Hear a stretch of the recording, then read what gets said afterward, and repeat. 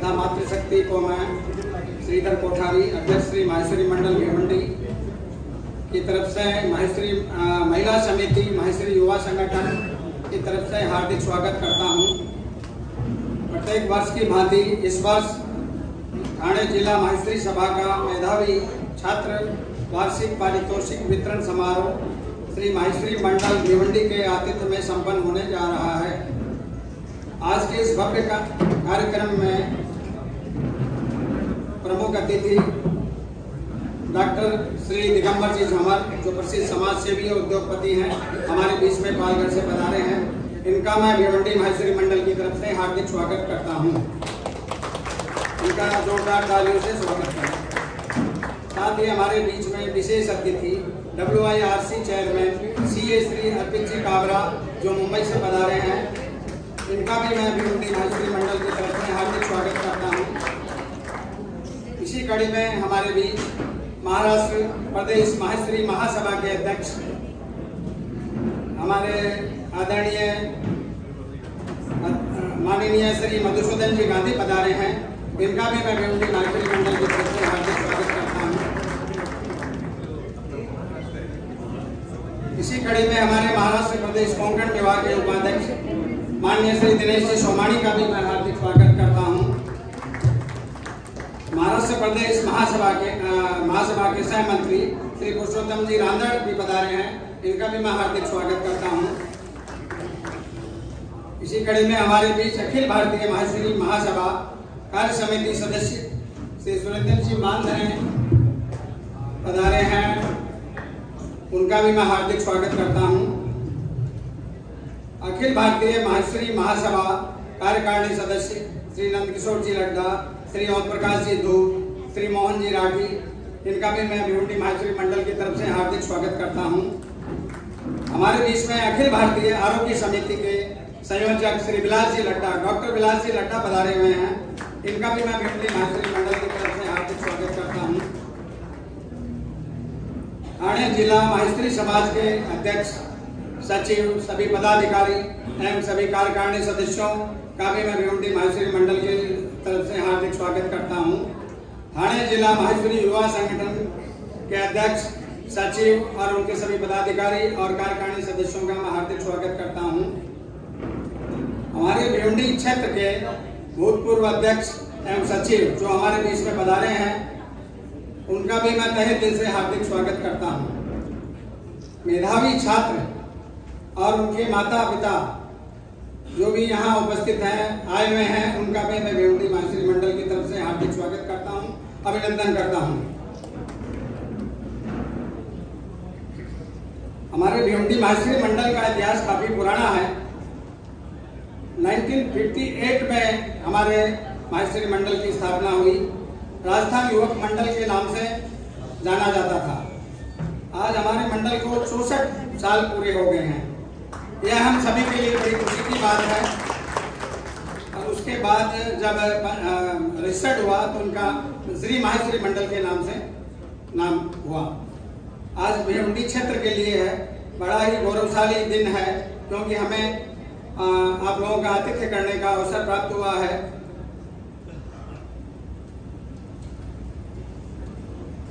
इस बीच में 4 लाइन बोलना चाहता हूँ। आज की शाम के लम्हे हमारे यादगार बनेंगे। आप अतिथि लोगों की वाणी को हम संजो के रखेंगे। जिला संगठन का आभार मानते हैं। भिवंडी माहेश्वरी मंडल को ये मौका हमेशा मिले।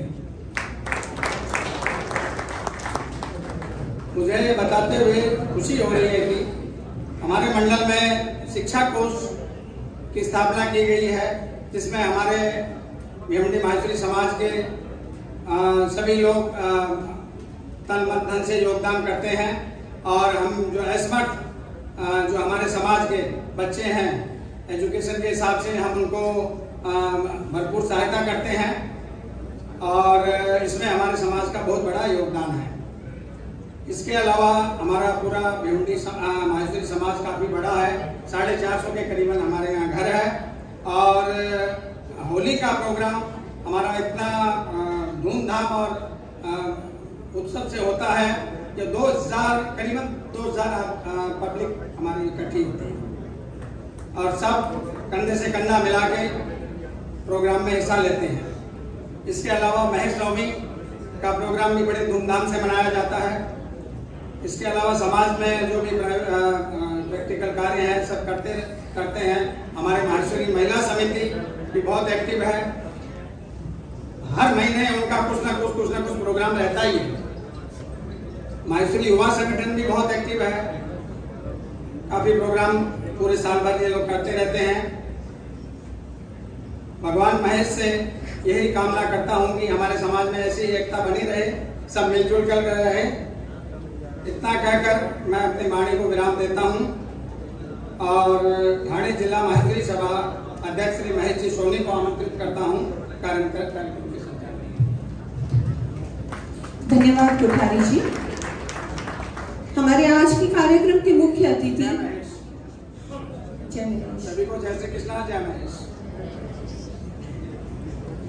हमारे आज के कार्यक्रम के मुख्य अतिथि श्री डॉक्टर दिगंबर जी झंवर का परिचय देने के लिए मैं थाना जिला के सांस्कृतिक मंत्री सौरेनु जी बिरला को आमंत्रित करती हूँ।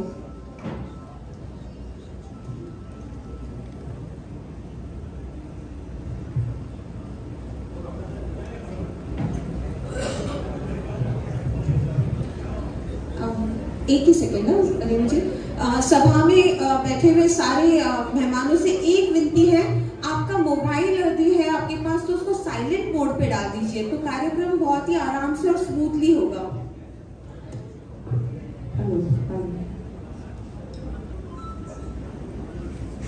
जय श्री कृष्णा, जय महेश। पधारे हुए सभी महानुभावों का मैं हार्दिक स्वागत करती हूँ। मुझे आज इस मंच पर शानदार हस्ती का परिचय कराने का कार्य दिया गया है,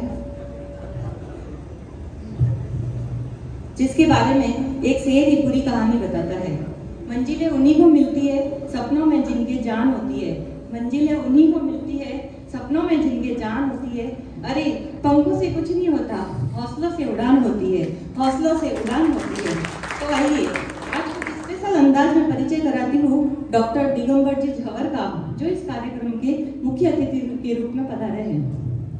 केवट में राम जी की कराई गंगा पार, सचमुच हमारे लिए केवट के समान थे डॉक्टर झंवर। जब कोरोना महामारी से हुआ था देश पूरा बेहाल, हाहाकार मच गई थी। कहीं से ला दो रेमडेसिविर इंजेक्शन, चाहे ले लो मुंह मांगा दाम। तब चिकित्सा जगत में मसीहा बनकर आए डॉक्टर झंवर, सबको रेमडेसिविर इंजेक्शन दिया बिल्कुल निःशुल्क। सदा समाज सेवा करना सदा रही इनकी पहली चॉइस। मेडिकल जगत में इनकी फर्म जिनका नाम है कमला लाइफ साइंस। बचपन से ही पढ़ाई के प्रति रही इनकी लगन और उसमें रहे हमेशा नंबर 1। 10वीं कक्षा में अपनी इसी निष्ठा से वह आए हैं अव्वल। वह कहते हैं ना, जा जा वह ना। जीवन में कुछ बनने के लिए, कुछ दिखाने के लिए दृढ़ निश्चय ने किया आपके सपनों को साकार। अगर हौसला बुलंद हो, कुछ करने की चाह हो, तो सिर्फ मिट्टी ही नहीं अपने सपनों को भी दे सकते हैं आकार। इन सभी परिस्थितियों में सबसे बड़ी ताकत जो थी वो था परिवार। हर कदम पर धर्मपत्नी जी योगिता जी ने पूरा दिया साथ। जीवन के किसी भी डगर पर नहीं मानी थी हार। 3 बच्चों को दिए इन्होंने अच्छे संस्कार। आज बच्चों ने भी अपने अपने क्षेत्र में अपनी बनाई है पहचान। पाया नाना नानी का प्यार और मान। इन्हीं धार्मिक संस्कारों की बदौलत अयोध्या में राम मंदिर के निर्माण में दिया है इन्होंने विशेष सहयोग। हमारी माहेश्वरी समाज के लिए है कोहिनूर, जिन्होंने समाज के चिकित्सा संबंधी और निःशुल्क जांच जैसे कई किए हैं काम भरपूर। उज्जैन में महेश धाम में तन मन धन से दिया है इन्होंने सहयोग। अंत में बस इतना ही कहूंगी कि आपके लिए जितना भी बोलूं शायद शब्दों की कम पड़ जाए वर्णमाला। डॉक्टर दिगंबर जी झंवर, अपने दृढ़ संकल्प से बहुत कुछ आपने कर दिखाया। माहेश्वरी समाज का गौरव है आप। हम सभी माहेश्वरियों का परचम है आपने लहराया। हम सभी माहेश्वरियों का परचम है आपने लहराया। जोरदार तालियों से हम स्वागत करते हैं। धन्यवाद रेणु जी। मैं जिला अध्यक्ष श्री महेश जी सोनी और भिवंडी क्षेत्र के अध्यक्ष श्री श्रीधर कोठारी जी से अनुरोध करती हूँ कि वे हमारे आज के मुख्य अतिथि का शॉल, श्रीफल, सम्मान चिन्ह एवं पुष्पगुच्छ देकर स्वागत करें।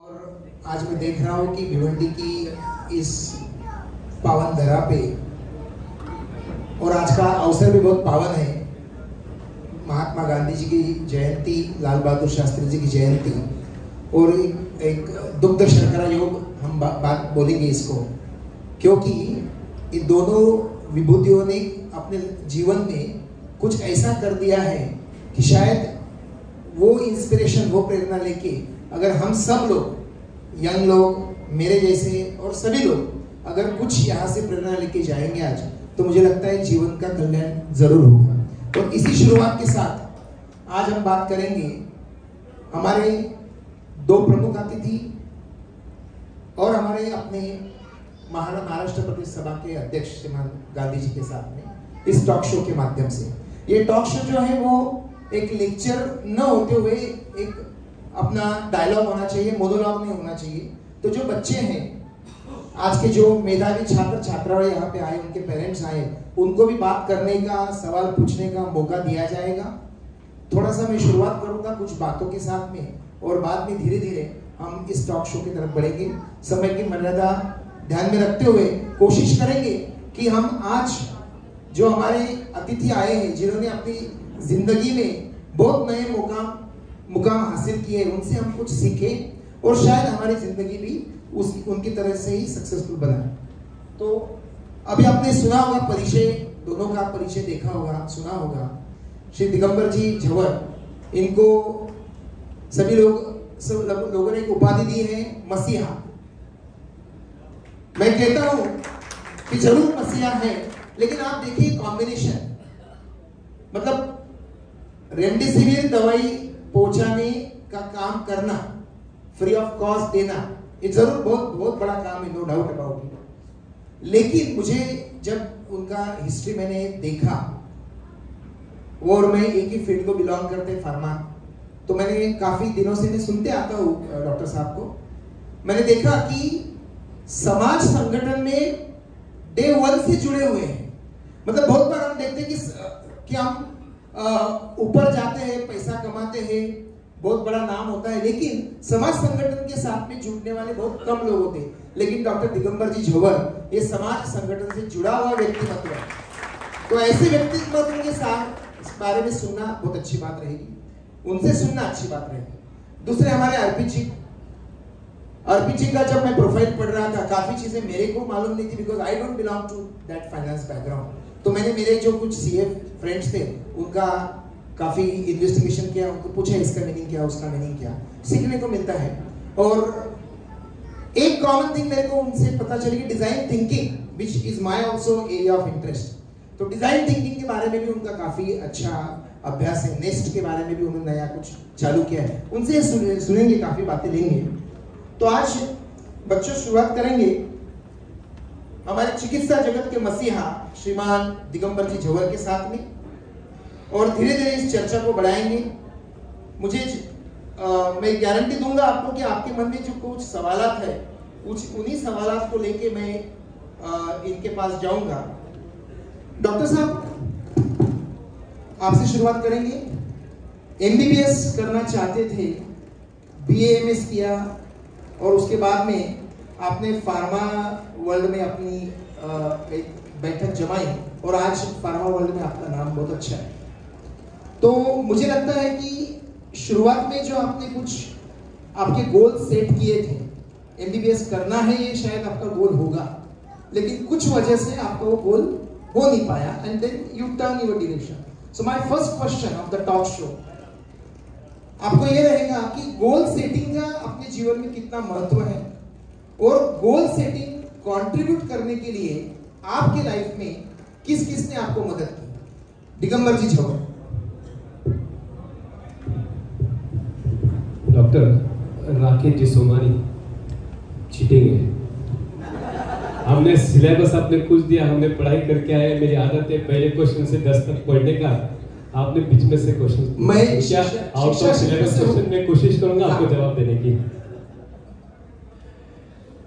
आज के इस खूबसूरत समारोह पर उपस्थित हमारे सबके लाडले और परिचित सुपरिचित, एक मिनट,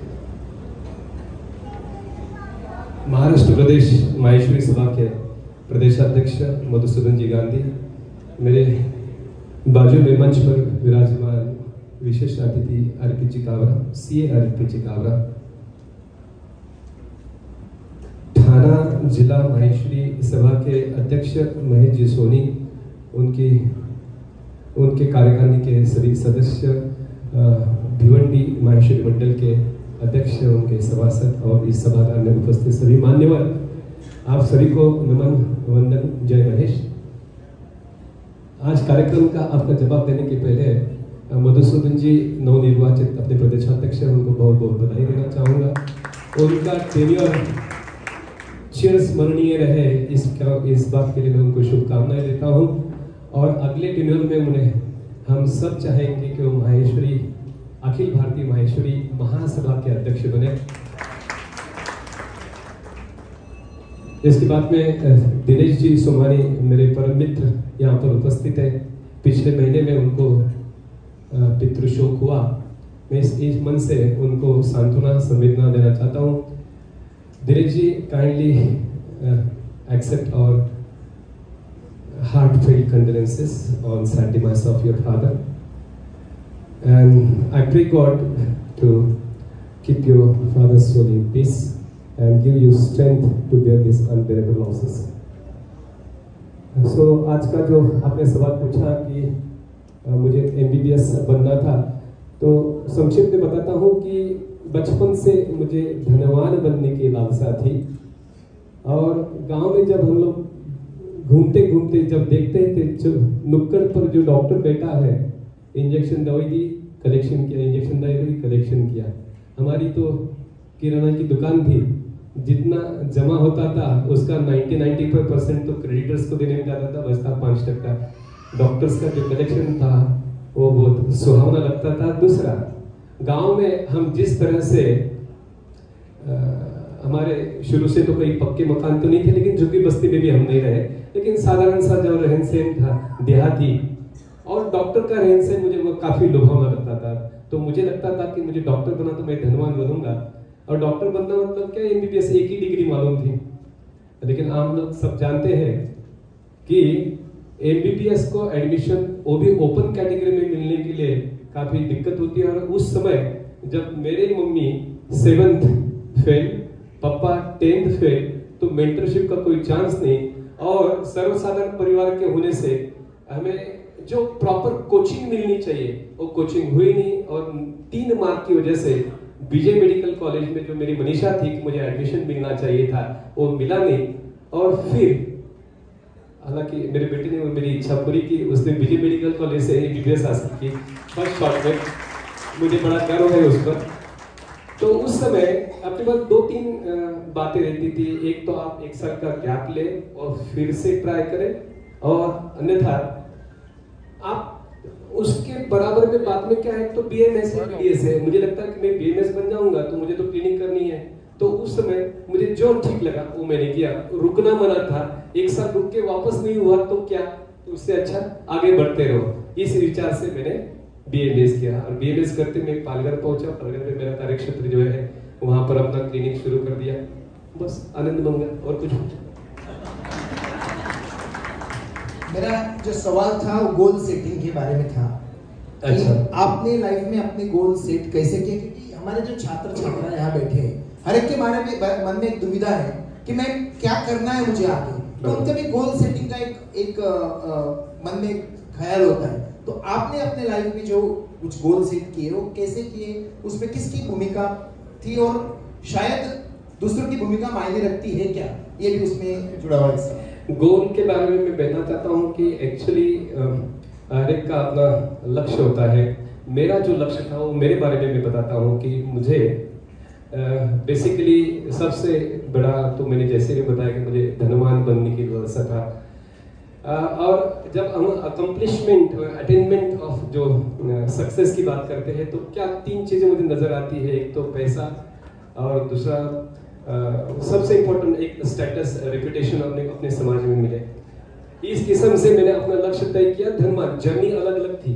ओके, लक्ष्य रखना बहुत जरूरी है। मेरे बारे में मैं बताऊं कि जब मैं जिस इंडस्ट्री को बिलोंग करता हूं, health care product manufacturing and marketing, okay, इस क्षेत्र में बेसिकली एक तो आपको औपचारिक उसकी शिक्षा होनी जरूरी है, जो मेरे पास थी नहीं, और उस क्षेत्र में अगर काम करते हो तो आपको उसका अनुभव आता है, जो मेरे पास था नहीं। और मैंने जो पार्टनर्स साथ में लिए जिनको भी इस क्षेत्र का कोई अनुभव नहीं था, तो ये तीनों चीजें मेरे पास थी नहीं। तो मैंने क्या किया, मुझे लगता है कि मेरे पास जो थी वो सबसे सामान्य ज्ञान, जिज्ञासा, तर्कसंगत वैचारिक शक्ति और अपने इष्ट भगवान दत्तात्रेय का पर जो अटूट विश्वास, श्रद्धा, उनका आशीर्वाद, अति महत्वाकांक्षा और उस संकल्प तक पहुंचने का एक दृढ़ निश्चय, ये काम मुझे मेरे सफलता तक पहुंचाने के लिए काम आए। बहुत ही उम्दा ख्याल आपने व्यक्त किया। मुझे 2 पंक्तियां कहना चाहूंगा। अपने हौसलों को यह मत बताओ, बच्चों के लिए, अपने हौसलों को यह मत बताओ कि तुम्हारी तकलीफ कितनी बड़ी है, अपनी तकलीफ को यह बताओ कि तुम्हारा हौसला कितना बड़ा है। और जो दिगंबर जी डॉक्टर साहब ने कहा कि लाइफ में ये सारी चीजें मायने रखती। मैं आगे जाऊंगा अर्पित जी की तरफ। अर्पित जी, you are very young and dynamic. Probably whatever you are going to express today, these guys are going to relate more relevant. Your thoughts will be more relevant to them. With that, मेरा सवाल आपको है, मैं directly point पे आऊंगा। बहुत लोगों को सक्सेस चाहिए लाइफ में। कभी आप पूछते क्या बनना है, तो मुझे सक्सेसफुल बनना है। और probably sometimes success is related to material. You know, doctor साहब ने भी कहा कि उनकी भी एक लालसा थी। Material matters, no doubt about it. मेरा सवाल आपको यह है कि सफलता की 25 सूत्री क्या है, या लाइफ में सक्सेसफुल बनना है तो क्या करना पड़ेगा? जय महेश सभी को। और मुझे आज जो यहाँ पर आके आप लोग ने एक गौरव का एक मौका दिया है, बहुत ही मतलब इट्स एन ओवरवेलमिंग फीलिंग जो मैं कह रहा हूँ। आज मैं जिनके साथ स्टेज शेयर कर रहा हूँ, आप दोनों ने मतलब इतना तजुर्बा है इन दोनों के बीच में, शायद इसका मुकाबला आज ये डायस जो है इतना महत्वपूर्ण बन गया है। तो मुझे आप लोग ने ये मौका देके जो धनवान किया है उसके लिए आप सभी से प्रणाम करता हूँ और आपके लिए बहुत बहुत शुभकामनाएं व्यक्त करता हूँ। महेश जी सोनी, प्रशांत जी तोशनीवाल, आरती जी जाजू, रवि जी भट्टर, श्रीधर जी कोठारी, मोहन जी राठी, अविनाश जी सीची, जिन्होंने आज ये नए प्रोजेक्ट को चालू किया है, आरितोष नवाल जिन्होंने इंट्रोड्यूस किया है, इतना वार्मली इंट्रोड्यूस किया है। समाज के बीच में शायद हर एक व्यक्ति चाहता है कि कभी ना कभी, चूँकि मैं आई थिंक सब लोग बता रहे हैं कि कैसे दिगंबर जी समाज से जुड़े हुए थे, शायद मेरा ये अंश कहीं रह गया है, क्योंकि मेरा जो बायोडाटा है, जो रेज्यूमे आया, उसमें कहीं ना कहीं ये मैं दिखा नहीं पाया, क्योंकि अभी चेयरमैन WIRC के बन गए, पर मैं मलाड युवा समिति का संयोजक रह चुका हूँ। और बहुत ही मतलब एक तरह से आपको बता दूं कि एक कॉमन थिंग जो आज अगर हम दोनों अगर एज चीफ गेस्ट अगर ऐसे यहाँ पर आए हैं, तो दोनों में अगर एक चीज़ है जो समाज में काम करते हुए आए हैं, तो आई थिंक समझ सकते हो आप लोग कि इसका बहुत बहुत बहुत बड़ा कहते हैं रोल प्ले करता है कि आज कैसे। और मैंने ये देखा है और मैं चाहूँगा कि आज जो आप देख रहे हैं सामने, इनफैक्ट जिन्होंने परफॉर्म किया सबसे पहले, जिन वो चारों लेडीज़ हैं, और जो ये दिख रहा है समाज, मतलब मैंने क्योंकि हमने ही जब प्रोग्राम्स किए समाज में एक अलग लेवल का एक्सपेक्टेशन होता है हर चीज़ का। हम आते हैं, हमारा घर बार छोड़ के जितने भी लोग आते हैं, उनको एक सबका एक उद्देश्य होता है कि ये हमको चाहिए, ये हमारा टेक अवे है यहाँ से, ये पूरे के पूरे पर। और इन लोगों का एक होता है कि इन लोगों की थॉट प्रोसेस होती है कि जो भी करो बेस्ट करो, कहीं पर भी कहीं चूक ना हो जाए, कुछ ना हो जाए। आई थिंक इस पूरी कड़ी में एक बहुत बड़ा रोल प्ले किया है लीना जी बजाज ने, तो thank you very much Leena ji, आपने बहुत ज़बरदस्त संचालन किया है। और एक जोरदार तालियां पूरे के पूरे थाना जिला भिवंडी पूरी की पूरी टीम के लिए। जोरदार ताली होनी चाहिए, क्योंकि बहुत मेहनत लगती है, आप मानो मेरी बात, बहुत मेहनत लगती है। अब चूंकि ये सेटअप हो चुका है और जो आपने पॉइंट टू पॉइंट आंसर बोला है, मैं चाहूंगा जितने भी लोग यहाँ पर दिख रहे हैं, देखिए वर्ल्ड इज इवॉल्विंग, सब चीज इवॉल्व हो रही है। तो जो आज मे बी 50 साल पहले कुछ रेलेवेंट थी, जो थॉट प्रोसेस रेलेवेंट था, हो सकता है वो अब शायद और इवॉल्व होते होते चेंज हो रहा है, वो और कहीं ना कहीं और चेंज होगा। और इसके मैं बहुत सारे उदाहरण दे सकता हूँ, पर चूंकि अगर मुझे एक शब्द में अगर आंसर देना है, डॉक्टर राकेश जी से जब भी मेरी बात हुई, मैं जस्ट अभी लैंड ही हुआ हूँ, मतलब नायरोबी से, तो मैं ज़्यादा बात नहीं कर पाया था, तो इसलिए जैसे सर प्रिपेयर करके आया, मैं इतना प्रिपेयर नहीं कर पाया। फिर सर ने मेरे को एक हिंट दे दिया था कि आप है ना, मैं आपको ऐसे से पूछूंगा, आपको मुझे घुमा फिरा के नहीं सीधा जवाब देना है, ताकि लोगों का टाइम वेस्ट ना हो। मैंने कहा ठीक बात है, एक बहुत बड़ी थ्रेट थी मेरे पास पहले से ही। If one word, if I have to tell all of you, all of the people over here today, success जो आप बोलते हैं और सारी चीजें हैं, WhatsApp यूनिवर्सिटी पे तो बहुत कुछ मिल जाएगा आपको, पर मेरे लिए पर्सनली एक चीज जो, एक मंत्र जो सबसे इंपॉर्टेंट रहा, दैट इज मैनिपुलेशन। सही बता रहा हूँ मैं, भले ही सामाजिक प्लेटफॉर्म है, मुझे सब कुछ अच्छा बोलना चाहिए, सब कुछ होना चाहिए, पर मेरे ख्याल से मेरा वो रोल नहीं है यहाँ पे। अब मैं मैनिपुलेशन का थोड़ा सा यहाँ पे मैनिपुलेशन का मैं आपको, एक तो कितने लोग अवार्ड लेने आए, जरा एक बार हाथ ऊपर करके खड़े हो जाएंगे क्या एक बार, जो अवार्ड लेने आए, तो उनसे पहले समझ तो लो आप सही में उनको सुनना चाहते हो कि नहीं, किसी को अवार्ड लेना है फटाफट जोरदार इन सबके लिए तालियां हो जाए पहले सबसे।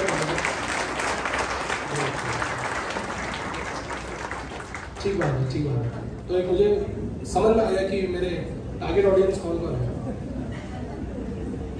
देखो अभी काफी लोग, आप लोगों को तो काफी कुछ करना है। Manipulation is the most important की जो मुझे समझा है। मैनिपुलेशन किस चीज में, आप लोग नॉर्मली ट्रेन से ट्रैवल करते होंगे, आप एक एग्जांपल देता हूँ, ट्रेन से आप जब ट्रैवल करते हो और गलती से एक दिन आपको रियलाइज होता है कि आपका पास एक्सपायर हो गया है या फिर टिकट नहीं है और आप ट्रेन में ट्रैवल कर रहे हो, तो सबसे पहला क्या ख्याल आता है, टीसी ना मिल जाए, टीसी ना मिल जाए, टीसी पकड़े ना जाए, टीसी ना मिल जाए, पकड़े ना जाए, टीसी ना मिल जाए, पकड़े ना। और जैसे आप उतरते हो, आप सब पूरा सोचते रहते हो इधर उधर इधर उधर, और हर छोटी मतलब आपके ब्रेन में पूरे ट्रैवल में मैपिंग चलती रहती है कि वो कौन सा कोना है जहाँ पर टीसी नहीं मिलेगा और वो स्टेशन से कैसे मैं बाहर निकलूंगा और कहाँ पहुंचूंगा। मुझे मालूम नहीं आप लोग के साथ हुआ कि नहीं, मेरे साथ बहुत बार ऐसा हुआ है। और फिर क्या होता है कि जैसे मैं उस जगह जाता हूँ, सबको छोड़ के मेरे को ही पहले पकड़ता है। इसको हम कहते हैं लॉ ऑफ अट्रैक्शन। हाँ, टीसी ना मिल जाए, मुझे ये, और ये मेरी व्यक्तिगत भावना है और मेरी ये स्ट्रॉन्ग ओपिनियन है मेरा, जब हम कोई भी चीज बोलते हैं, मुझे आपको अगर अभी याद ही आपको ध्यान होगा और आप ये एक्सपेरिमेंट भी करना, जब भी हम कोई मंदिर में जाते हैं, और ये मैंने काफ़ी जगह इम्प्लीमेंट भी कर चुका और मैं सुन चुका और मतलब हो चुका है, हम लोग कभी मंदिर में जाते हैं तो दो टाइप की प्रेयर्स होती है।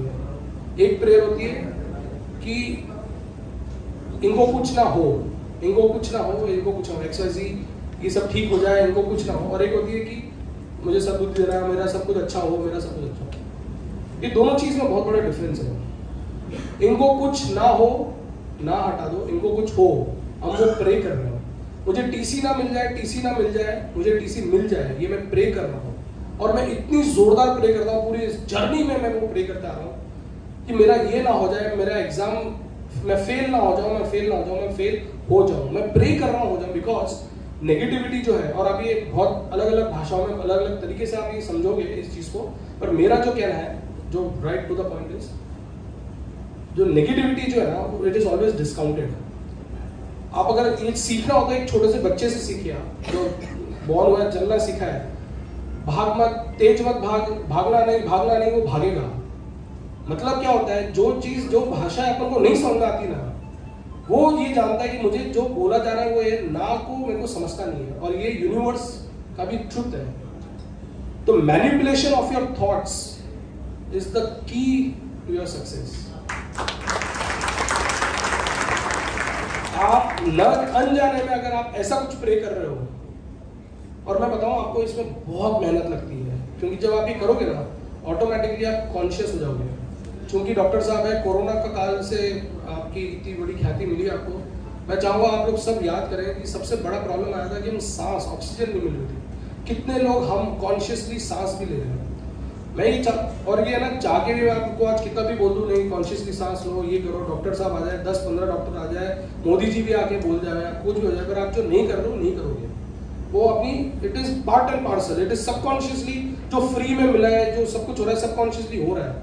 थॉट्स वही चीज है, बट चूंकि अगर सक्सेस जो आपको चाहिए उसको टारगेट करने के लिए आपने अगर दिमाग में बना लिया कि मुझे मैनिपुलेट करना है, और मैं बताऊं नेगेटिव यूज करना, नेगेटिव वर्ड, मैनिपुलेशन एक नेगेटिव वर्ड देखा जाता है, और मैं आपको एग्जांपल दे रहा हूं उससे आपको समझ में आएगा कि कहीं ना कहीं हमारी मानसिकता, हमारी मेंटालिटी अब काफी कुछ इस तरह से हो चुकी है, because we are influenced, we are heavily influenced. आप जितना अपने आप को ट्रेन करोगे कुछ नहीं करने के लिए, शायद कॉन्शियसली आप कुछ सही कर पाओगे। तो अगली बार जब भी आप कुछ प्रे कर रहे हो, एटलीस्ट दो मिनट के लिए जरूर सोचना क्या मैं उसमें नेगेटिव ला रहा हूँ। और मैं बता रहा हूँ बहुत मेहनत का काम है। आप सोचो टीसी से बचने के लिए आप क्या सोचोगे।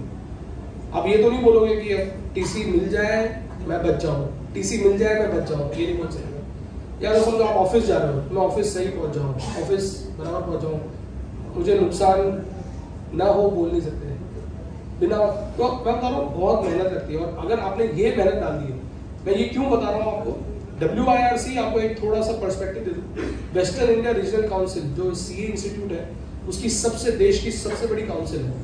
2 लाख चार्टर्ड अकाउंटेंट है। मेरे दोस्त हैं यहाँ पर, शिव भगवान जैसा यहाँ पर मेरे बीच में है, गोपाल जी हैं, और CA हमारे अभी इनको हमने फेलिसिटेट किया था जो 5 LV राठी जी हैं।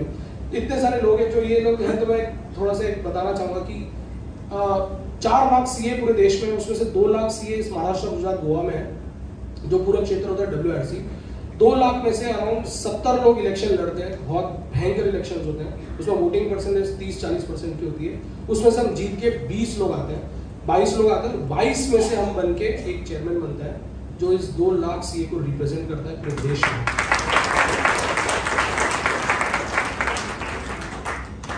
रिप्रेजेंट करना, जनरल पब्लिक को रिप्रेजेंट करना और एक CA को रिप्रेजेंट करना, जो CA जो एटलीस्ट नहीं करके अपने लाइफ टाइम में, मुझे ऐसा लगता है कि एटलीस्ट 50 ऐसे घरों को इन्फ्लुएंस करता है, उनका पार लगाता है, उनकी हेल्प करता है। शायद हस्बैंड वाइफ एक दूसरे से इतना सीक्रेट नहीं शेयर करते हैं जो एक CA के साथ करते हैं। ऐसे लोगों को आप रिप्रेजेंट करना, ऐसे लोगों को लीड करना, इसके लिए you can not be just ordinary, you have to be extraordinary. और ये एक्स्ट्राऑर्डिनरी बनने के लिए देयर आर 3 थिंग्स जो मैं to answer the entire question, एक मैनिपुलेशन, एक ह्यूमिलिटी, ये समझ के रखना कि ये जो आज मंच है वो शायद कल नहीं होगा आपके लिए, और third most important is spirituality, connect with spirituality. I think that will be the most key factors for each one of you. Believe in something, some positivity, because come what में एक छोटे से बच्चे से लेके आप एक ट्राइबल जिनको ज्यादा भाषा नहीं आती है उनसे भी सीखोगे ना, तो यही समझ में आएगा कि नो, नेगेटिव, नहीं किसी को समझ में नहीं आता। It is discounted by the universe in every aspect, और उसमें अगर आप अपनी एनर्जी डाल रहे हो तो आप अपना नुकसान ही करें। तो प्लीज मैनिपुलेट योर थॉट्स, और atleast learn to manipulate your thoughts, and therefore success और the objective with which you are working will automatically be yours. Thank you Arpit ji. Short question था, लॉन्ग आंसर, इलैबोरेट आंसर, बहुत बढ़िया answer था। मुझे लगता है बच्चों को 5 मार्क्स का क्वेश्चन होता है और अभी स्टूडेंट ने 10 मार्क्स का लिखा, तो हम लोग डिस्काउंटेड मार्क्स दें, तो अर्पित जी ने बहुत बढ़िया जवाब दिया। मैं समझ गया सर, नेक्स्ट टाइम शॉर्ट रखिए। Yes, thank you. Coming to the point, और आपने सुना होगा कि अर्पित जी ने बहुत एक इंपॉर्टेंट बात कही, सक्सेस के लिए manipulation of thoughts. Of course in a positive sense हमको ये लेना चाहिए, लेकिन मुझे लगता है कि सक्सेस के साथ साथ फेल्यूर का भी जिंदगी में बहुत इंपॉर्टेंस होता है। और मुझे लगता है, आई रिमेंबर वन स्टेटमेंट कि not failure but low aim is crime in the life. आपका जो एम है वो हमेशा ऊंचा होना चाहिए, ऊपर होना चाहिए। तो मैं डॉक्टर साहब को पूछूंगा कि आपको भी जिंदगी में कभी फेल्यूर आया क्या, और आया होगा तो इस फेल्यूर ने आपके लाइफ में सक्सेस की नींव कैसे रखी, सबको बताइए। Thank you. आप सब लोग जानते हैं, मैंने कई मंच पर बताया है कि मैं फर्स्ट जनरेशन एंटरप्रेन्योर हूँ, और वो भी without any godfather, without any specific mentor. तो ऐसे समय पर सेटबैक्स, टर्बुलेंसेस, ऑब्स्टेकल्स, कई सारे मिस्टेक्स स्वाभाविक होता है। It's obvious, absolutely obvious. तो हमने भी कई जगह पर कई सारे फेलियर्स देखे। अभी उसके डिटेल में जाऊँ तो आपका आंसर लाओ हो जाएगा, तो शॉर्ट करता हूँ मैं। तो फेलियर्स में हमने क्या किया? फेलियर्स से हमने सीख ली। We learn from the failures. What we did, we did the root cause analysis. We avoided the same repetition of the same mistakes. We took that subject to the industry experts. We have discussed with our like-minded entrepreneurs, and we changed, amended our strategies, assumptions, concepts. And I personally feel, what was the main reason of failure? The failure, what I understand in my case, is the lack of knowledge, absolutely lack of knowledge, lack of industry, lack of market intelligence, over trusting our customers, and lack of brain pool. And especially I faced big problems because of not hiring consultant experts, especially for drafting MOU. We did shortcuts. Took somebody's MOU, changed the name. Why to pay for consultant 50,000, 1 lakh rupees, and that was major mistake in my life. So this is how we learned, and we never stopped, but we continued. आगे बढ़ते रहना चाहिए। मुझे लगता है कि Jack Ma का जो alibaba.com का एक अच्छा कोट है कि entrepreneurs sorry, I am just talking about entrepreneurs only. I don't know what is their aim. They must be what they are longing for. But I personally feel हमारे समाज के बच्चे बच्चियां ने अपना अंतिम एंटरप्रेन्योर बनना यही होना चाहिए, ना कि उन्हें किसी भी नौकरी में जाना। नौकरी अनुभव के लिए करना जरूरी है। कभी भी नौकरी की लालसा मत रखे, बड़े बड़े पैकेज के पीछे मत जाए।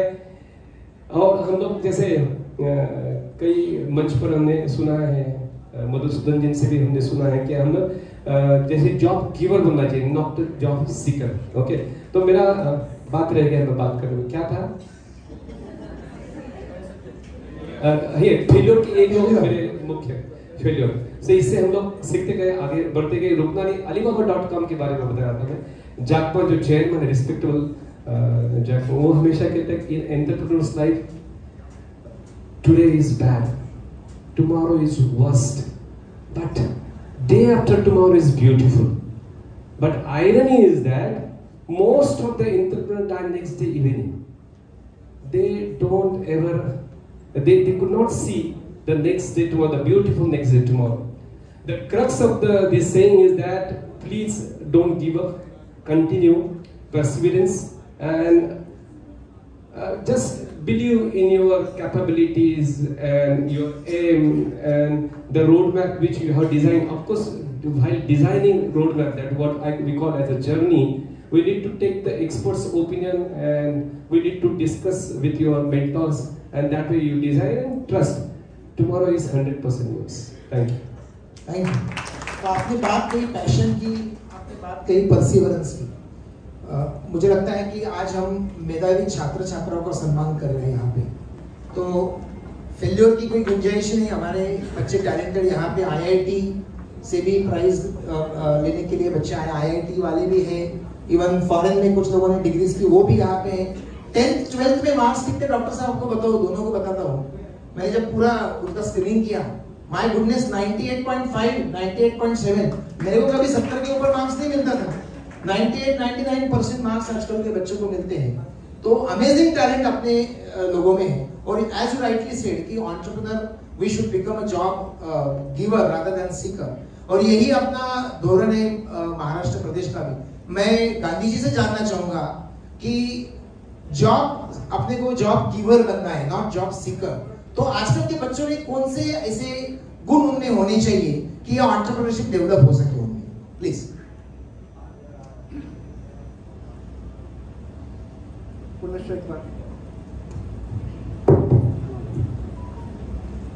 आप सभी को जय महेश। आपने एक बहुत ही महत्वपूर्ण सवाल किया है और वही गोल इस बार हम महाराष्ट्र प्रदेश माहेश्वरी सभा में लेके चल रहे हैं। संपूर्ण सत्र को केवल 2 ही चीजों पे हमने फोकस करना तय किया है, वो है शिक्षा और उद्योग। अभी डॉक्टर साहब ने बताया, सही है। आज जो चित्र, आज जो माहौल बन रहा है, क्योंकि हम मारवाड़ी है और कहते हैं कि मारवाड़ी के खून में व्यवसाय है, लेकिन ये चित्र कहीं कहीं आज का माहौल हम देख रहे हैं तो ये चित्र बहुत ज़्यादा स्पष्ट नज़र नहीं आ रहा है। इसका कारण यह है कि हम जो एम्प्लॉयमेंट क्रिएटर हमारा समाज होता था, आज एम्प्लॉयमेंट सीकर समाज हो गया है, क्योंकि कारपोरेट पैकेजेस और बड़े बड़े पैकेजेस के आकर्षण में हम शायद उद्योजकता भूलते जा रहे हैं। डॉक्टर दिगंबर झंवर का यदि हम उदाहरण सामने ले तो आपके आज के इस प्रश्न का संपूर्ण जवाब इनके जीवनी से ही आता है।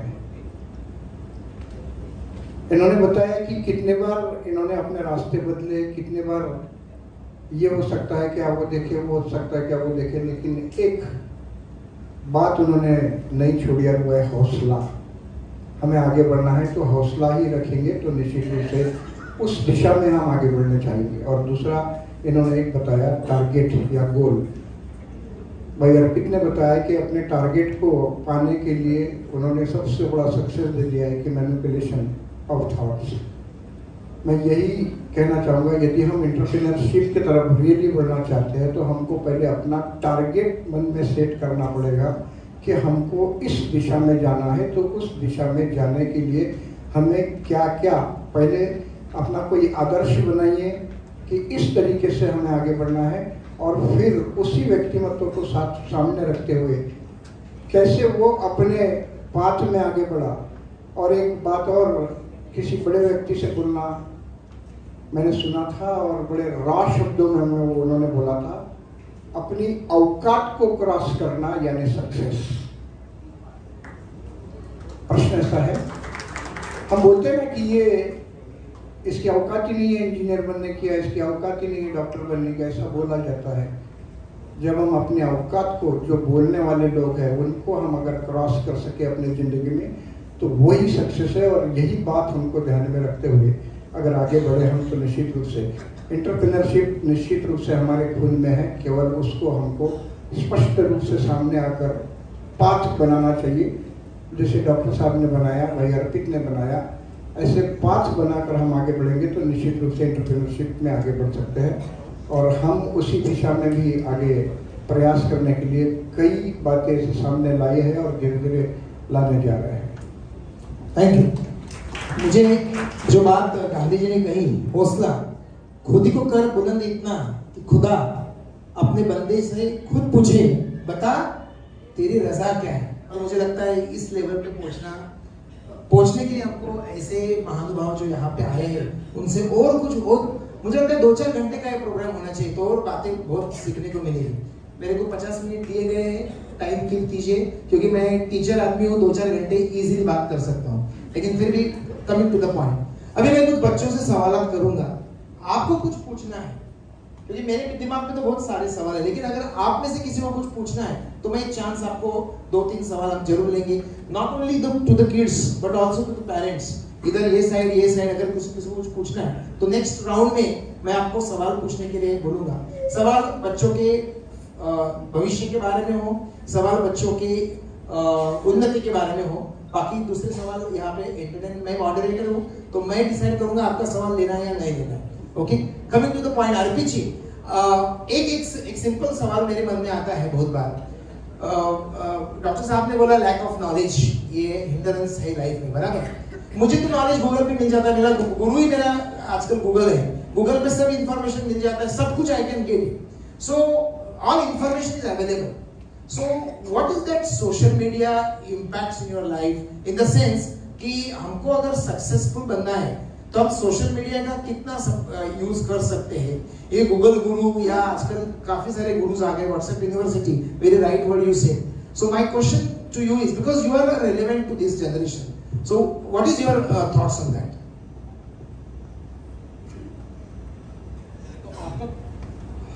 Use of social media? How social media is going to impact for my further life, or whether I should use it extensively or not? What's your general comment on that?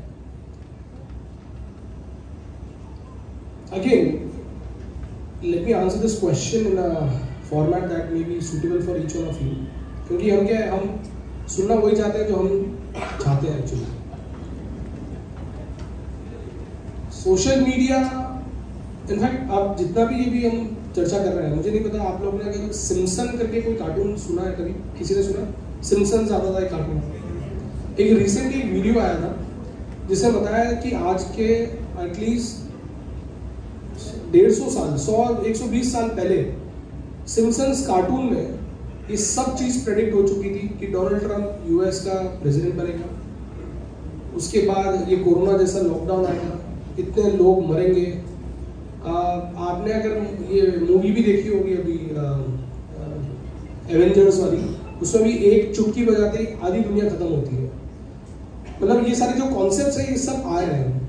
Incredibles 4 करके एक और movie आई जिसमें एक नया character है Jack. उसको जो भी पावर्स दी ना, वो सारी पावर्स आज आप में और मेरे में सब में है through the use of technology. और हम जाने ऐसी क्या क्या चीजें नहीं होगी जो ऑलरेडी प्रेडिक्टेड है. तो सोशल मीडिया मुझे ऐसा लगता है कि already was there in a lot of proportion. उसका माध्यम नहीं था अवेलेबल होने का. पहले माध्यम होता था कुछ पढ़ लिया, लोगों के साथ ऐसी चर्चा हो गई, लोगों ने ऐसे कभी किसी से सुना हुआ कुछ कह दिया, टीवी पे जितना आ गया. पर अब आगे हमारे पास स्मार्टफोन, और जैसे कि मैंने कहा हम इवॉल्व करते जा रहे हैं. Evolution is the truth of life, it will evolve. तो चार्ल्स डार्विन बोल के गए सर्वाइवल ऑफ द फिटेस्ट. तो आपको ये चीज तो यूज करनी ही करनी है. जो अगर कहीं पर अटेम्प्ट हो रहा है कि सोशल मीडिया को बंद करो, नहीं करो, ये वो करो, मेरे ख्याल से वो गलत है. इनफैक्ट पेरेंट्स और जितने भी अगर मेंटर्स यहाँ पर है जो है, मैं उनको ये कहूँगा please highlight the importance of using the correct social media. Content क्या देख रहे हो उस पर डिपेंड करता है. इंस्टाग्राम है, बहुत से कुछ चल रहा है, यूट्यूब है, बहुत कुछ चल रहा है, फेसबुक है, बहुत कुछ चल रहा है.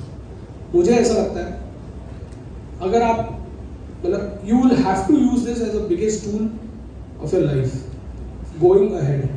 क्योंकि एवरीथिंग आज आप देखोगे, मतलब हम लोग सीए जगह पे हम देखते हैं कि हमारे अगर बड़े बड़े स्पीकर्स, बड़े बड़े नॉलेजेबल स्पीकर्स अगर आते हैं तो शायद इतने लोग नहीं आते जितना अगर एक यूट्यूब इन्फ्लुएंसर आता है जो बहुत सारी नई नई चीज़ों के बारे में बताता है, बहुत सारी चीज़ें शेयर करता है.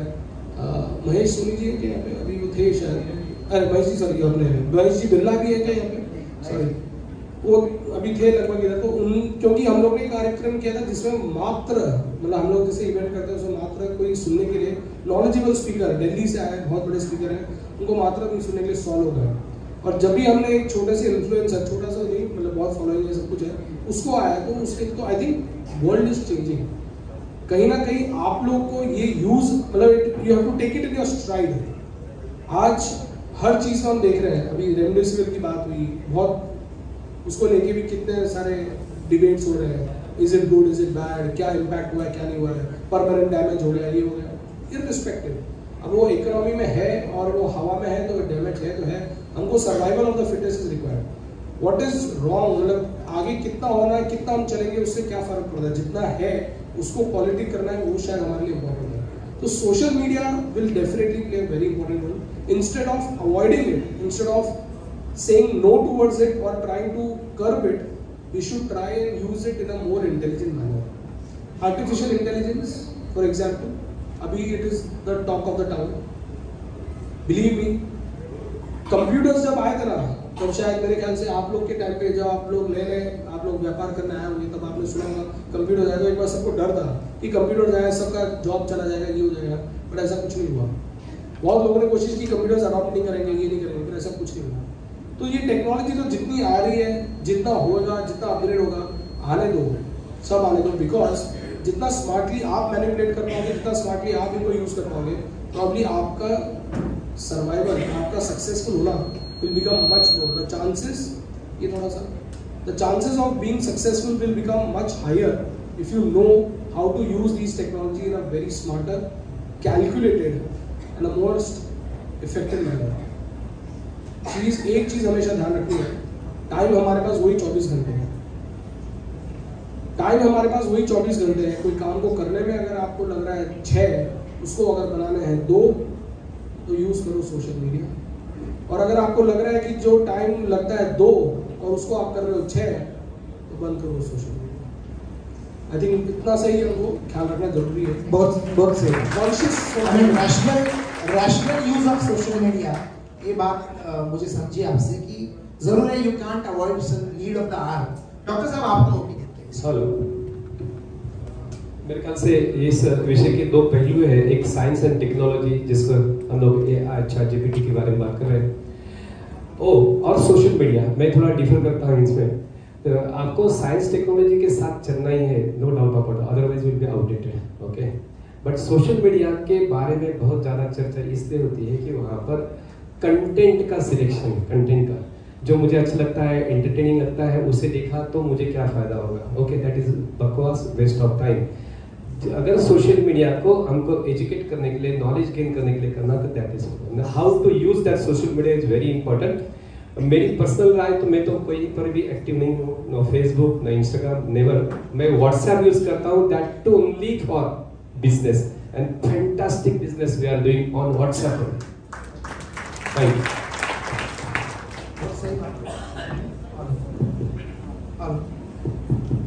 हेलो, अभी मैं बच्चों से कुछ सवाल पूछने के लिए रिक्वेस्ट करूंगा। Can anyone have a question there please? या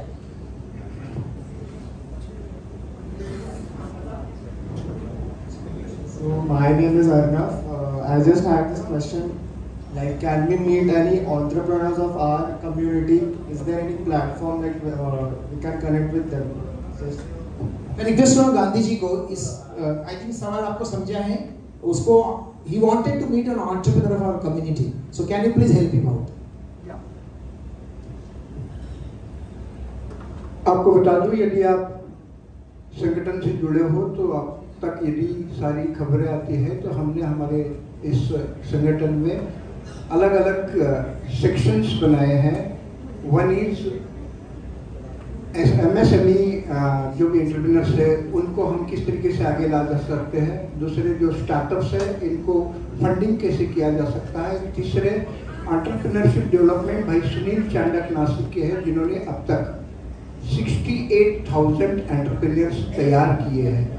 उसकी सारी टेक्नोलॉजी, उसका सारा एजुकेशन माहेश्वरियों के लिए फ्री ऑफ कॉस्ट है। यदि आप उनके पास हमारे थ्रू जाना चाहोगे तो निश्चित रूप से आपको आपकी योग्यता को देखते हुए आपने क्या बिजनेस करना चाहिए ये जान के रखिए। आपको ये भी जानकारी आपको देंगे। आप जैसे जानते हो कि आजकल नई टेक्नोलॉजी के माध्यम से आपके एप्टीट्यूड टेस्ट करके उसमें से आप किस बिजनेस में आगे बढ़ सकते हो ये भी सामने आता है। और वो टेक्नोलॉजी वहाँ पे है, वो टेस्ट आपकी होगी।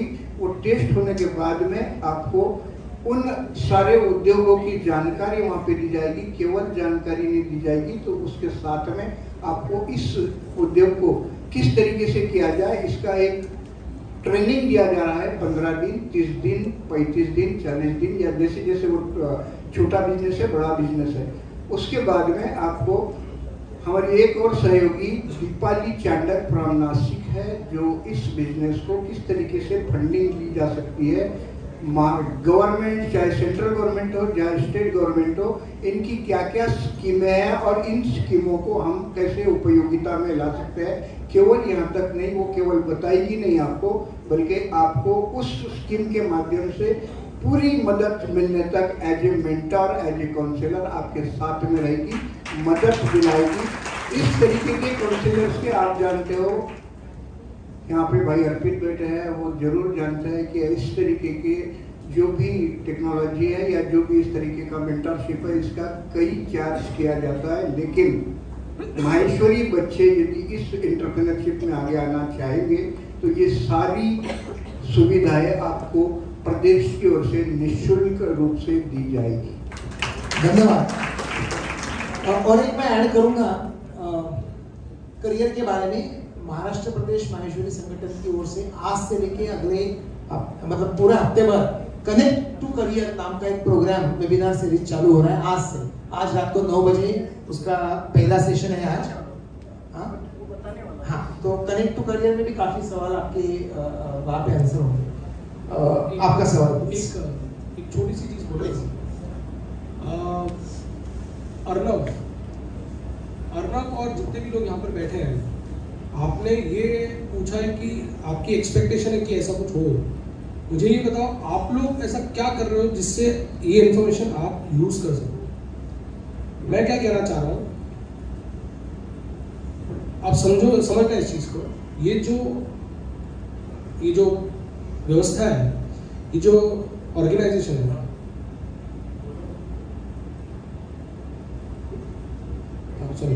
ये जो व्यवस्था है, ये जो ऑर्गेनाइजेशन है, ये जो जिसके लिए हुई है काम, आप सोचना अर्नव, इधर आप दे रहे हो आज सुबह 4 बजे से आए हो, 4-5 बजे से और 9 बजे तक रहेंगे लगभग 5 घंटे आपने दिए।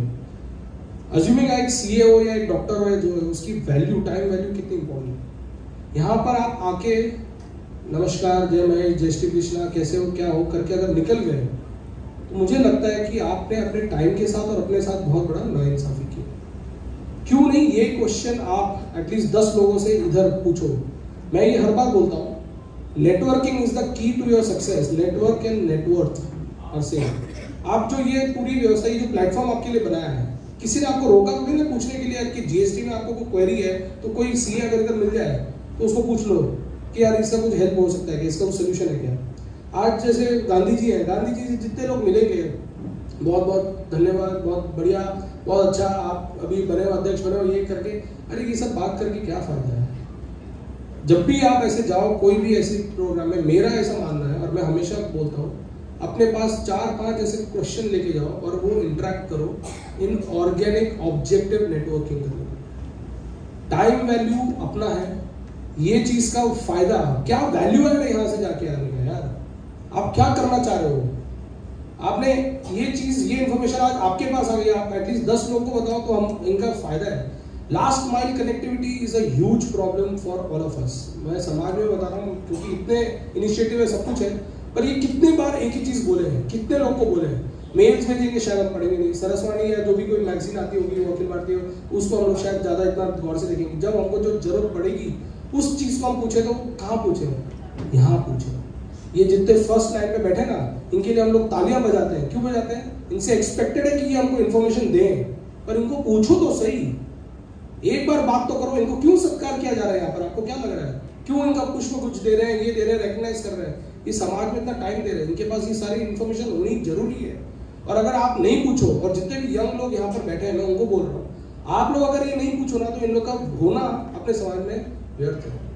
तो कहीं ना कहीं एनर्जी और एक्सपीरियंस, मैं हमेशा ही बोलता हूँ, we are energy, these are experience, we have to combine together, we have to be a fusion. जब ये फ्यूजन होगा ना, तब you see the absolute energy that will be coming out, the synergy जो बोलते हैं हम, तभी आ सकती है। तो to all the people out here, for you please ensure, हर बार जब भी जाओ कोई भी ऐसे फोरम में, कोई भी ऐसे सेटअप में, कोई भी ऑर्गेनाइजेशन में, एटलीस्ट 5 ऐसे चीजें वैल्यू ऐड होना चाहिए, टेक अवे होना चाहिए जो आपको इम्पैक्ट कर रहा है। चाहे स्पोर्ट्स हो, चाहे आपका एजुकेशन हो, चाहे करियर हो, चाहे मैट्रिमोनियल हो, चाहे या फिर वो सीनियर सिटीजन या हेल्थ हो। इतने लोग ऐसे फ्रीली कहीं नहीं मिलेंगे। बहुत सही बात करी। एनर्जी और एक्सपीरियंस, इन दोनों का फ्यूजन होता है तो एक्सप्लोजन होता है। और मुझे लगता है ये पॉजिटिव एक्सप्लोजन जो थॉट प्रोवोकिंग प्रोसेस चल रहा है, ये बहुत यूजफुल है। प्लीज आपका सवाल। जय महेश, मेरा नाम संदीप इंद्राणी है और सवाल मेरा मुख्य अतिथि और विशेष अतिथि सबसे ही है। जैसे कि बच्चे कैसे भी करके सफलता तो हासिल कर लेते हैं, भले पढ़ाई में करे, रोजगार में करे, कहीं भी करे। पढ़ाई के दौरान वो परिवार को छोड़ करके थोड़ा बाहर भी जाते हैं, तो उसकी वजह से धीरे धीरे परिवार से कटते भी हैं, ये हकीकत है। तो सवाल ये है कि इस स्थिति में कि सफलता और पारिवारिक सामंजस्य, तो बच्चे कैसे बैठाए और अभिभावक भी कैसे बैठाए उनके साथ में कि सफलता और पारिवारिक सामंजस्य, तो उसमें आपका अनुभव क्या है, थोड़ा वो अगर आप साझा करें तो मार्गदर्शन हो सकता है। अच्छा, बैलेंस, हाँ मतलब आपस में सामंजस्य, हिंदी में सामंजस्य कह दो, अंग्रेजी में बैलेंस कह दो, तो बच्चे भी कैसे बैठाएं और अभिभावक भी कैसे बैठाएं? अच्छा, ये सवाल को थोड़ा अलग तरीके से मैं फ्रेम कर लेता हूँ कि जैसे अपने घर में माइक्रो फैमिलीज हुई है, एक लड़का एक लड़की, मम्मी पापा, तो इस फैमिली में अपने बच्चों को अपने साथ कैसे जुड़ के रहे, ये तो मेरे ख्याल से मॉरल एथिक्स और प्रिंसिपल्स का सब्जेक्ट रहेगा। बच्चों को अपने प्रति कैसी अटैचमेंट बने, वो खाली प्रेम नहीं, अपने कुछ आदर्श भी होनी चाहिए, वैल्यूज होनी चाहिए, वर्चूज होनी चाहिए, जिससे आपका बच्चा अपने मम्मी पापा को रिस्पेक्ट करना शुरू करे। हम बाहर सब ड्रामा कर सकते हैं कि मैं बहुत अच्छा हूँ, लेकिन जब घर में आप 24 घंटे ड्रामा नहीं कर सकते। जब आपकी पत्नी, आपका लड़का, आपकी लड़की आपको रिस्पेक्ट देना शुरू करे तो समझना बहुत अच्छे इंसान हो। मेरा लड़का मुझे बहुत रिस्पेक्ट करता है। दूसरे पहलू पर आता हूँ कि बच्चे माइक्रो फैमिली होने के बाद बच्चों, स्पेशली यही बच्चे हैं जो मेधावी हैं, मेधावी बच्चे अच्छे क्वालिफाइड हो जाते हैं और अगली और कुछ पढ़ाई के माध्यम से परदेश जाते हैं, स्पेशली यूएस जाते हैं, वहाँ पर उनको बहुत बड़ा पैकेज मिलना शुरू हो गया, वो लालसा में वो वहीं अटक जाते हैं। $10,000 पर मंथ, जिसने कभी $10,000 रुपया नहीं देखा, उसको $10,000 की तो लालच हो ही जाएगी। $10,000 मतलब होता 8,30,000 आज के महीने में। लेकिन मैं उनका हूँ कि उन्हें वो लालच नहीं करनी चाहिए। सबसे पहले तो पढ़ाई के लिए भी मत बाहर जाओ, क्योंकि इस इकोसिस्टम में, इस ज्योग्राफी में, इस हिस्ट्री में आपको यहाँ पर अगर काम करना तो बाहर का कुछ मापदंड लेके यहाँ पर कुछ होने वाला नहीं है। आप एमबीए करने के लिए भी मत बाहर जाओ, क्योंकि यहाँ marketing, customer psychology, market intelligence अपना यहाँ का है, यहीं पर अनुभव आएगा। बच्चों को कहीं बाहर जाने ही मत दो, क्योंकि आपका इकलौता बेटा है। उसकी वजह बता रहा हूँ, वहां जाके $10,000 का जब पैकेज मिलता है, $9,000 के तो EMI लग जाते हैं। वो इतने मतलब उसमें इतने व्यस्त हो जाते हैं, वो कहीं रेसिशन वहां पर आएगी तो आप देखना, जब वो ना घर के ना घाट के बने रहेंगे। और इम्पोर्टेंट बात, माइक्रो फैमिली होने के बाद आज हम लोग गर्व से बोलते, मेरा बेटा तो अमेरिका रह गए, पर अंदर इतना दुखी है वो पिता। बोलते समय बहुत दुख होता है कि अंतिम दाह संस्कार तक भी कई लोग, कई बच्चे पहुंचते नहीं है। समाज टूट जाता है, घर टूट जाता है। आपने माहेश्वरी समाज के कई वैल्यूज, वर्च्यूज, संस्कार है, वो उस तक पहुंचे नहीं तो कौन सा दादा दादी है, कौन सा पोता पोती, सब खत्म। और अंतिम लक्ष्य क्या है अपना? बेसिकली हमको नेम, फेम, पैसा, सोशल स्टेटस चाहिए हमको। ये सब चीजें, पीस, प्रॉस्पेरिटी, सब यहाँ पर अपने को उपलब्ध है यहीं पर। और सबसे इंपॉर्टेंट बात, इंडिया मेरे ख्याल से मेरा एडवेंचरस होगा आरपी जी चार्टर्ड अकाउंटेंट इनके सामने बात करने के लिए, लेकिन मैं बताता हूँ कि India is the fastest growing economy in the world. इसके काफी अंक दे सकता हूँ, लेकिन वापस मुझे वो रोक देंगे। जैसे जीडीपी है, एफडीआई है, स्टार्टअप्स के बारे में एक बहुत अच्छे, मतलब रोमांचकारी, मतलब उनके जो फिगर्स देखते थे, मेस्मराइजिंग फिगर। तो कोई भी बच्चे को, मेरी पर्सनल अभिभावकों के लिए निवेदन है कि अपने बच्चों को यहीं पर रखें, भारतवर्ष में रखें। भारत का भविष्य बड़ा उज्जवल है। जो करना है वो यहीं पर गए, इंटरनेशनल बिजनेस करें, जो हम करते हैं। 40 कंट्रीज में बिजनेस करते हैं, लेकिन हर महीने जाते हैं। मेरा बेटा और मैं हर महीने बाहर जाता हूँ 7 दिन के लिए, वापस घर पे आके पैसा जोड़ो, अपने देश में ले आओ। धन्यवाद। बहुत बहुत सही। और आपकी जो बात, इसमें केवल एक ही बात मैं जोड़ना चाहूंगा, करियर की महत्वाकांक्षा और परिवार की अपेक्षा, इसमें जिसको समन्वय करते आ गया वो सफल हो गया।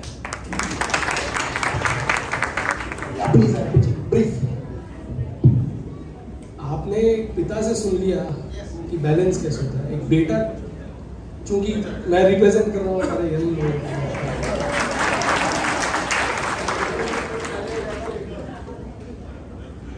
फितूर होता है हर उम्र में ना एक समान। फितूर होता है ना, शौक हर उम्र में एक समान नहीं होता है। फितूर होता नहीं हर उम्र में एक समान। खिलौने, माशूका, रुतबा और भगवान, ये स्टेजेस हैं। ये स्टेजेस हैं। अगर आप एज अ पेरेंट ये स्टेजेस को समझेंगे नहीं और आप सिर्फ अपने आइडियोलॉजी से उसको बैलेंस करने की कोशिश करेंगे, वो पुल हो जाएगा, कभी बैलेंस नहीं होगा। दोनों सेपरेट चीज़ हो गई। जो सर ने कहा कि आप सब कुछ करके आओ, भारत आओ, ये मतलब एक इमोशनल कनेक्ट है, फैमिलीज है, कल्चर है, सब कुछ है। पर श्री कृष्णा अगर गोकुल से बाहर नहीं निकलते तो ना कंस का व्रत करते, वहां पर अगर मथुरा में उनके ऊपर आक्रमण नहीं होता जरासंध का, तो कभी द्वारका नहीं बसती, कभी इतने बड़े राजा नहीं बनते, और ना ही कभी वो गीता का उपदेश कुरुक्षेत्र में देते। बाहर निकलना तो है, जरूरी है, बाउंड्रीज एक्सप्लोर करना जरूरी है, जुड़े रहना उतना इम्पोर्टेंट है। और वो करने के लिए कहीं ना कहीं आपको एज अ पेरेंट वो रोल प्ले करना पड़ेगा। आप पतंग को जाने दो, ढील छोड़ रहे छोड़ो, बस कट ना जाए, उतनी आपको ध्यान रखनी पड़ेगी। तो उसके लिए अगर आप हर बार उसको खींचते रहोगे तो वो वैसे ही टूट जाएगी। हर बंदा, हर एक जन आज एक्सप्लोर करना चाहता है, फ्रंटियर्स है, नया है, सब कुछ है, टेक्नोलॉजी सब कुछ है। Europe is on the decline. US में मैं तो सीपीएस की क्योंकि सीईओ से बता रहा हूँ, 2 लाख सीपीओ ने अभी रिजाइन किया है because of little bit of strictness by the government, और वो सारा का सारा काम इंडिया में है। पर मुझे ये बताओ कि अगर यहाँ से चार्टर्ड अकाउंटेंट अगर नहीं जा रहा है, या यहाँ से उधर बाहर नहीं जाए, एक्सप्लोर नहीं करे, नेटवर्क नहीं करे, वहाँ के लोगों से मिले नहीं, तो ये लाएगा कैसे? आप कितना कुछ दूसरे पे डिपेंड हो सकते हो। कहीं ना कहीं एजुकेशन के लिए भी शायद जाना पड़ सकता है, कहीं ना कहीं मतलब एक शौक है, वो अगर आया है, वो फेस में अगर आया है, तो आपको कहीं ना कहीं वो सपोर्ट करना पड़ेगा। आप अगर उसको ज़्यादा रोकोगे तो मेरे ख्याल से वो कट जाएगा। बहुत ज़रूरी है कि आप कहीं ना कहीं उनको वो मोमेंटम दीजिए, वो फ्रीडम दीजिए, वो स्पेस दीजिए कि वो जाए, एक्सप्लोर करे। क्योंकि अगर माँ यशोदा उसको अगर कृष्णा को अपने पास ही रखती तो कभी द्वारका ऐसी नगरी कभी नहीं बन पाती, कभी गीता का ज्ञान हमको कभी नहीं मिल पाता। तो माँ बाप है, सब कुछ है, हमारा इमोशनल कनेक्ट है, समाज है, सब कुछ है, पर आपको कहीं ना कहीं इसको एक, जैसे कि हम बोलते हैं ना, विश्व कुटुंब का, तो पूरा विश्व एक कुटुंब है, तो है, वाकई है। और आप वो सेटअप करो, वो डेमोन्स्ट्रेट करो, ऐसा कुछ आप तैयार करो कि जिससे आप भले ही वो उधर हो पर वो जुड़ा रहे। और जैसे कि इन्होंने कहा, सबसे ग्रोइंग इकोनॉमी, सब कुछ स्टोरी, सब कुछ सही है, पर जो आपकी डेस्टिनी है उसको तो आपको फॉलो करना ही पड़ेगा। वहाँ जाओगे, कहीं ना कहीं वापस बुलावा आएगा। अगर आपने वो डोर बहुत कस के बंदी हुई है और बहुत बढ़िया से चल रही है, तो अपने आप सब कुछ भारत आएगा। चाहे आप वो अंतिम संस्कार की बात करो, चाहे कहीं की बात करो, कुछ भी बात करो, अगर वो कनेक्ट रहा, वो इमोशंस रहा, तो सब आएगा। तो रहते रहते, वर्तमान में रहते रहते, फ्यूचर के वजह से उसको मत बिगाड़ो। बहुत सही। आपके 4 वर्ड्स सब एक समराइज कर, आपके 4 वर्ड्स मुझे बहुत अच्छे लगे, खिलौने, माशूका, रुतबा और भगवान। मुझे लगता है ये जीवन की चारों अवस्थाएं आपने इस सेंटेंस में की, और very rightly said by him. मुझे लगता है कि एज अ पेरेंट, और अभी चर्चा इसी गहन होती जा रही है कि काफी सवाल आ रहे हैं, काफी लोगों ने बोला कि हमको पूछना है। पहले मैं वेट कर रहा था कि भाई कोई पूछेगा क्या, कोई, अभी चालू हो गई चर्चा, बहुत मजा आ रहा है। अभी एक पेरेंट की तरफ से सवाल आया है, मैं आपको डायरेक्टली पहले सवाल बोल देता हूँ कि आपके लाइफ में, दोनों के लाइफ में, फिर डॉक्टर साहब चाहिए तो आप बात कंटिन्यू करना चाहते हो, मतलब कुछ पहले आप कुछ बोल रहे थे, पहले कंटिन्यू करिए, फिर आप सवाल। कि मैंने कभी भी नहीं बताने की, कहीं पर भी मंच पर भी बताऊं कि आप आपके कंफर्ट जोन में रहोगे तो स्टैग्नेट हो जाओगे। आपको कंफर्ट जोन से बाहर निकलना है। अब जैसे कि मेरे स्वयं, मैं जलगांव सिंदोनी से हूँ, 500 किलोमीटर वहां से छोड़कर सिंदोनी से मैं पालघर आया। पालघर ऐसी जगह है जहां पर अपना समाज का एक भी घर नहीं था। 30 साल पहले की बात करता हूँ, एक मित्र नहीं था, कोई परिवार नहीं, कोई किसी नहीं। इस जगह पर मैंने वहां पर आके स्थापित हुआ और अपना भविष्य वहां पर ढूंढा। तो आपको कंफर्ट जोन से बाहर तो निकलना ही है। मेरा सिर्फ कहने का मतलब यह है कि अपना देश छोड़कर परमानेंटली रहने के लिए आप मत जाओ। पहले की बात अलग थी कि जब 4-5 बच्चे, 1-2 आटे गए, 1-2 होटे गए, चाल जाइए, अभी वो नहीं जाए। सही बात, बिल्कुल सही बात। और एज ए पेरेंट, अभी आपने पेरेंट्स की बात की कि आते गए वटे गए हो, हमारा सवाल ये है कि आपके लाइफ में, डॉक्टर साहब से पहले पूछूंगा, बाद में आरपी जान के तरफ, आपके लाइफ में आपके पेरेंट्स की कुछ अहम भूमिका थी क्या, और कुछ मैसेज पेरेंट्स को देना चाहते हैं क्या फॉर योर करियर मेकिंग? निराशा से बोलना चाहूंगा कि जैसे कई बार मैंने बोल चुका हूँ, आज भी दूसरी तीसरी बार बताऊं कि मैं फर्स्ट जनरेशन एंटरप्रेन्योर हूँ। मेरी माता जी 7th क्लास, पिताजी 10th में 3 बार फेल हुए, तो उनको उस किस्म का ज्ञान ही नहीं था तो जो मुझे शेयर करे, अवेयरनेस नहीं था। तो मैं निराशा से बोलूं या गर्व से बोलूं मुझे मालूम नहीं, आई एम सेल्फ-मेड। तो मुझे मेरे करियर में गाइड करने के लिए भी, और मेरा जो भी हमने उद्योग खड़ा किया उसमें उनकी किसी भी किस्म की डायरेक्ट भूमिका नहीं रही। तो मेरा आंसर मेरे केस में नो। लेकिन इसी का आंसर मैं यस इसलिए बोलना चाहूंगा कि इनडायरेक्टली उन्होंने जो आध्यात्मिक धार्मिक हमको संस्कार दिए, 2 मिनट में बताना चाहूंगा। मेरी मामा मौसी नहीं, मम्मी एकलौती संतान, नाना नानी की, बचपन ननिहाल में गया। मेरी नानी जी मृत्यु के पूर्व तक एक ही बार दिन में खाना खाती थी, जिसको हम लोग हिंदू सनातन समाज में जिसको उपवास कहते हैं, रात को 9 बजे। नाना जी 91 की उम्र में उन्होंने देह त्याग किया 10 साल पहले 2013 में। वो मृत्यु पूर्व 35 साल तक सिर्फ दही पर है। दही मतलब उन्होंने रोटी सब्जी दाल चावल का सेवन नहीं किया। वो दही भी सुबह मोड़ो दही सुबह लगाने का, रात को बिना शक्कर, बिना नमक, बिना मिर्ची डाला हुआ दही का सेवन किया। मेरी माता जी 76 की है अभी, उनके छत्र छाया में हम उन्हीं के साथ में पालघर में रहते हैं। तो वो पिछले 35-40 साल से रोटी सब्जी दाल चावल नहीं खाया उन्होंने, सिर्फ साबुदाना खिचड़ी और भगर पर 35-40 साल से। आपको 2 दिन रोटी नहीं मिला तो सोमवार आएगा उसका पीछे एकादशी आएगा, अरे यार 2 आएगा, बुधवार दिन 10वीं चीजें। तर इस किस्म का हमारे यहाँ का धार्मिक आध्यात्मिक संस्कार है। और मुझे लगता है कि इन्होंने जो दत्त संप्रदाय में आत्मक्लेश से अपना उद्धार की जो धारणा है, उस किस्म से उन्होंने जो बीज बोया उसके फल हम खा रहे। तो मेरा आंसर इसके लिए बहुत बोल्ड तरीके से यस। हमारा करियर बहुत चलेगा, बस उन्हीं की वजह से उन्होंने पूरा स्टेज दिया है और आज पूरा इतना उत्थान हुआ है जिसकी वजह से। तो कहीं ना कहीं इन सब में चाहे कोई भी हो, उसमें अगर रोल प्ले करना इम्पोर्टेंट है, हर एक पहलू का रोल इम्पोर्टेंट है। कहीं ना कहीं हमें वो देखना है कि क्या हम उस रोल के अंदर उसको एक्सट्रैक्ट कर पा रहे हैं कि नहीं।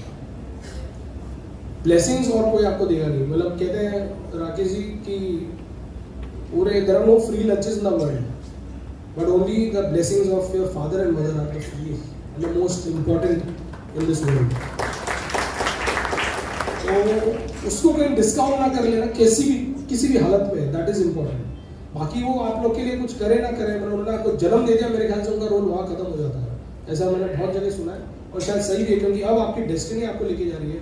और हाँ, मोर बहुत इंपॉर्टेंट ये है कि कहीं ना कहीं आपको उनको अपडेट रखना ज़रूरी है, क्योंकि जिस स्टेज पे आप हो उस स्टेज से एटलीस्ट अगर आप 10 गुना पर नहीं है तो कहीं ना कहीं आपका और उनके माँ बाप का होने का इस जन्म में कोई मूल्य नहीं रह जाएगा।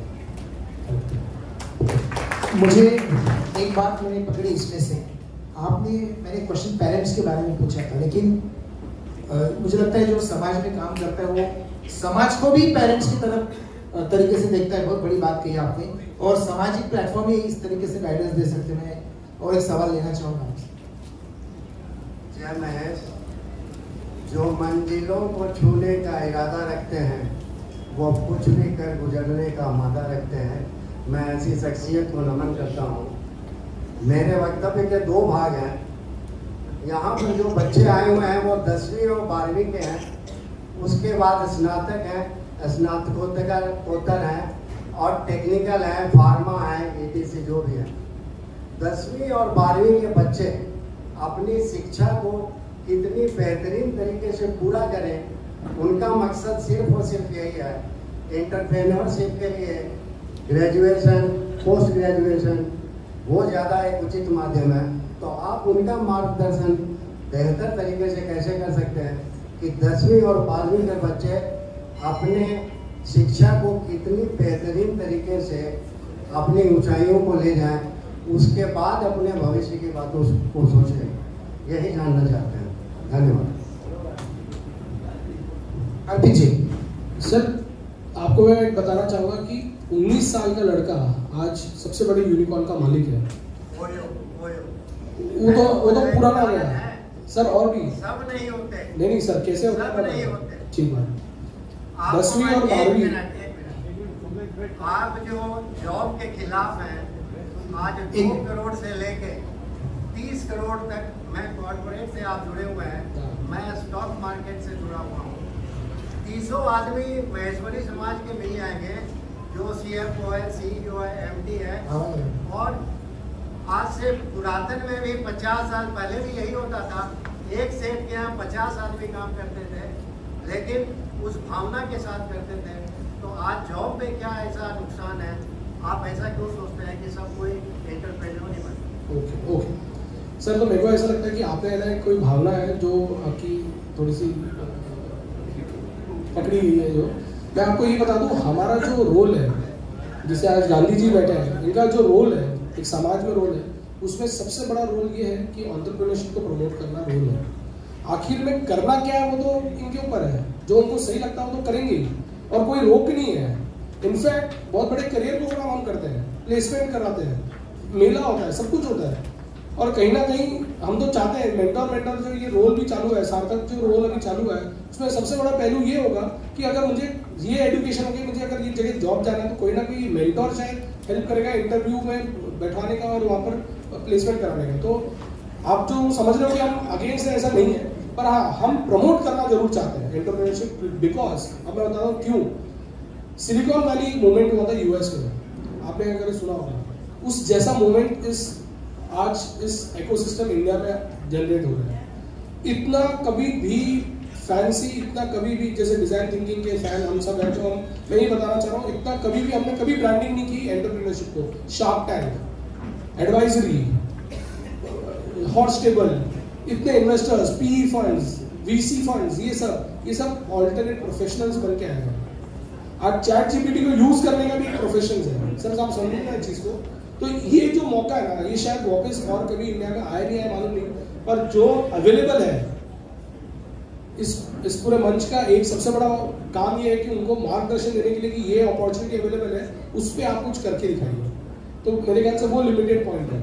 तो इससे कुछ जॉब से लेना देना कुछ नहीं है, पर हाँ जो 10वीं 12वीं वाले लोग हैं, मैं तो आपको डेमोन्स्ट्रेट करता हूँ कि मैं साइंस IIT के पीछे लगा हुआ था, मेरा हुआ नहीं। सडनली आउट ऑफ नोवेयर मैंने CA कर लिया और CA में फर्स्ट अटेम्प्ट में पास हो गया और आज वो CS को लीड भी कर रहा है। तो कहीं पर फुल स्टॉप नहीं होता है, मेरा आपको ये कहना है, चाहे 10th में हो 12th में हो कुछ भी हो, फुल स्टॉप आपके लाइफ में कभी कुछ हो नहीं सकता, क्योंकि जो भी है वो सब डेस्टिनी में है। और डेस्टिनी अगर आप लोगों के कर्म जोरदार है और आप मेहनत जबरदस्त कर सकते हो, तो मेरे ख्याल से रुक नहीं सकते। थैंक यू RP जी। और कुछ सवाल देखिए, ये सिलसिला चलता रहेगा, समय की भी हमको पाबंदी है, लंच में हम गेस्ट को पूछ सकते, कुछ पूछना है तो जवाब देना चाहूँगा। मैं डिनर में सर स्ट्रांगली पुरस्कर्ता एंटरप्रेन्योर का हूँ। मुझे अपने बच्चे तो नहीं, और अपने माहेश्वरी भाई बहनों के बच्चे कोई भी जॉब में नहीं जाए, इसके दिल से मनीषा होगी। उसकी वजह बताता हूँ कि अगर किसी ने हाईली क्वालिफाइड है, उसकी प्रतिभा, उसके अभिगम से कुछ अच्छी तरह से जॉब मिल गया, उसके स्वर्गवास होने के बाद वो जो लिगेसी है खत्म हो जाती है। सुंदर पिचाई गूगल के जो अभी CEO है, उसके बच्चों को वो जाने के बाद जॉब मिलेगी क्या?